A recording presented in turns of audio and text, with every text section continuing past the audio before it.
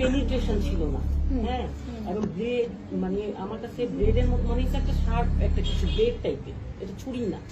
যেভাবে স্ক্র্যাচ করা হয়েছে, যেভাবে পেরিনিয়ামে যদি না আমি শোনা উচিত যে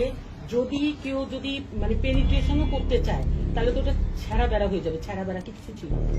আর যদি আপনার মানে ও যদি পেনিট্রেশন কেটে করতে চায়, অনেক সময় অনেক মানে এরকম দেখা যায় লোকজন থাকে তারা করে, তো অ্যাবিউসিভ লোকজন, তখন ওর কিন্তু এই মিড লাইনে এরকম ইয়া থাকে, কিন্তু ওর ইন্ট্রয়েটাস থেকে যেখানে পেনিট্রেশনটা করবে তার থেকে ওপেনিং থেকে অনেক দূরে মানে একটু অ্যাওয়ে ছিল ওই কাঁটাটা, একটা 1 সেন্টিমিটার মানে লেন্থ ছিল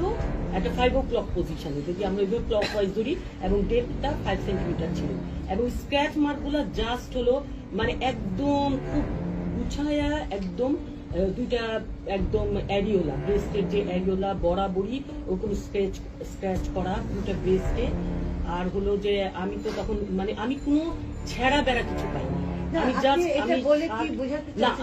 না ম্যাডাম আমার মনে হচ্ছে কি এখানে না একটু মানে ইনভেস্টিগেশনটা ভালো হওয়া উচিত, শক্ত হওয়া উচিত। আসলে এখানে আসলে ঘটনাটা কি, কিন্তু ওর যে সমস্যাটা হচ্ছে মেইন হচ্ছে ওকে স্ট্র্যাঙ্গুলেশন করা হয়েছে, ওই জন্য ওর অক্সিজেন সাপ্লাই কমে গিয়ে ও কিন্তু অচেতন হয়ে গেছে। হ্যাঁ।